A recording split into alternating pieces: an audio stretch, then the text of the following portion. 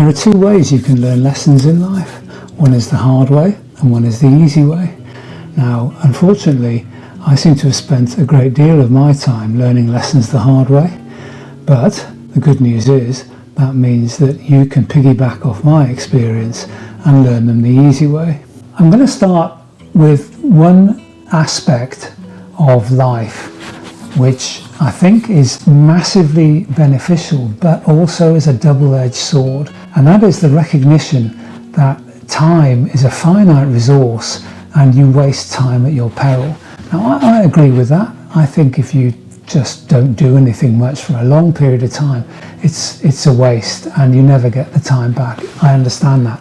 When I was starting out in my career, I left university and I thought, maybe I'll take a year off. And I thought, no, that's just a waste of time. I know what I want to do. I want to get into this. I want to get qualified. And it was in finance, by the way. And so I leapt straight into my career in finance. And within 6 months, I realized I'd made a horrendous mistake. Now, the point about this was I never really stopped to think about, is that actually what I want to do with my life? I just wanted to get on. I wanted to move ahead. I wanted to actually get into business, and I thought finance was the right way in. Sometimes time needs to be wasted if the right decision is to be reached. Okay, and that kind of leads into another point which I wanted to talk about on this video. These days, because of the way that social media works, and because of the fact it's quite easy to get in touch with people who have your point of view and people who definitely don't hold that point of view, the temptation is to decide that you have to have a viewpoint and you have to keep to that viewpoint no matter what. And my learning, especially after the last 20 years or so, is that it's perfectly okay to change your mind on something. Sometimes you realise that your mind has changed and you don't see things the same way. And it's not a sign of weakness to change your mind. It's actually a sign of strength. John Maynard Keynes, the famous economist, said, "When circumstances change, I change my mind." That to me encapsulates the whole thing.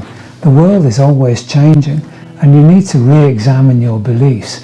And sometimes though we get ourselves so entrenched in a viewpoint and we feel that we have to defend that viewpoint come what may. I, like everybody else, have suffered a series of bad days, even a bad year, even a bad couple of years. And the problem with that is that sometimes it just feels like it's never going to end. And that is a position where you start feeling depressed and realise that you feel like your life's over. Actually, that's not the case at all. And all things must pass. And that includes the bad stuff as well as the good stuff. And yes, you may be having a bad time, but stick around because the good times are on their way. So while that's great, I recognise that it's not something which is easy to think of when you've just been made redundant. But there are some techniques which I've learned which kind of get you over or get you out of the trough a little bit. And that little bit can be really important. And the first thing is literally to recognise that you're down. This is a bad time and that's okay. And even if it is your fault, it's okay because 99.9% of the time, these sorts of things can be recovered from. And along with advanced age comes a recognition that nothing these days seems to be completely terminal. Almost any disaster can be recovered from. And once you recognise that, I think that in itself can lift you out of things. But the other, just a little practical step, it may not work for you, but it does for me.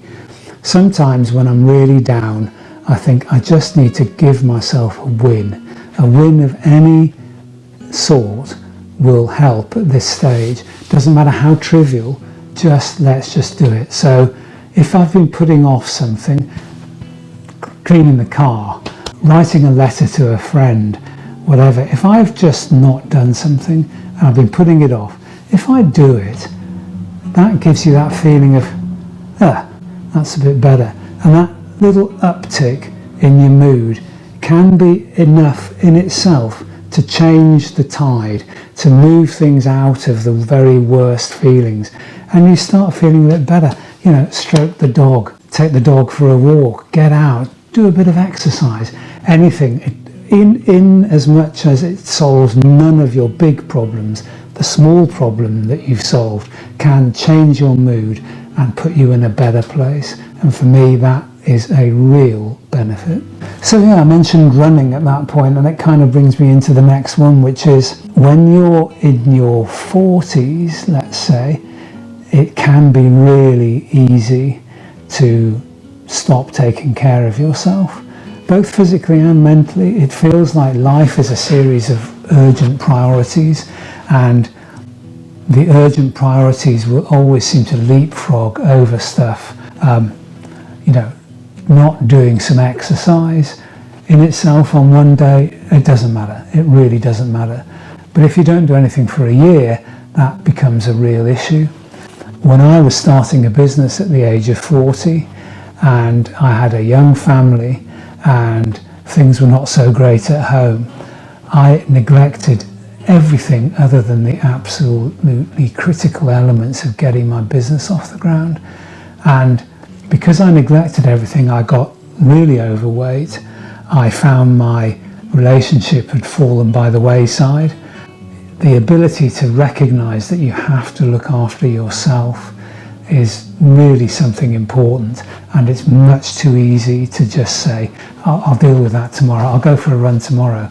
So for me, looking after yourself is a really important thing, and it's taken me up to the age of at least 50 before I recognised that. We're talking here a lot about problem solving.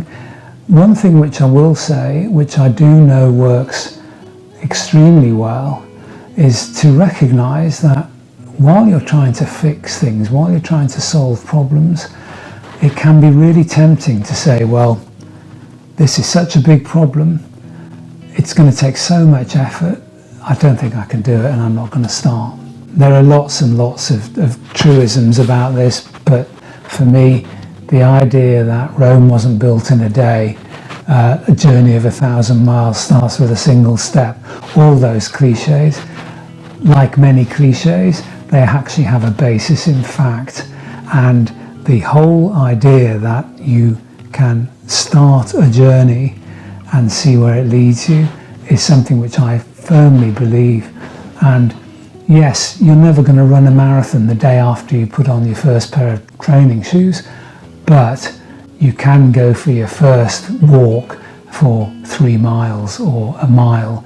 I'm really convinced that the first step is the most important one of all. So the last one is not so much a tip, it's more kind of almost a philosophy, and that is, for me, my life has improved immeasurably since I decided to start being kind, not be confrontational, not be aggressive, take a step back, recognise another person's point of view, recognise that the waitress that has just dropped your plate of food in your lap is probably having a bad day. She's certainly having a bad day now. That type of thing though, the aggressive thing, the shouty thing, in the long run it does rebound when you discover that you're on your own. Being kind to people does give you a real leg up psychologically, and it has to me, and I thoroughly recommend just be kind. Let people know that you're thinking of them. You get the benefit in transactional terms, you get the benefit back 100-fold, believe me. Okay, I think that's probably enough of my philosophy. I think 60 years of lessons learned the hard way has proved to me that you can do things more easily, and I wish you the very best of luck. Thanks.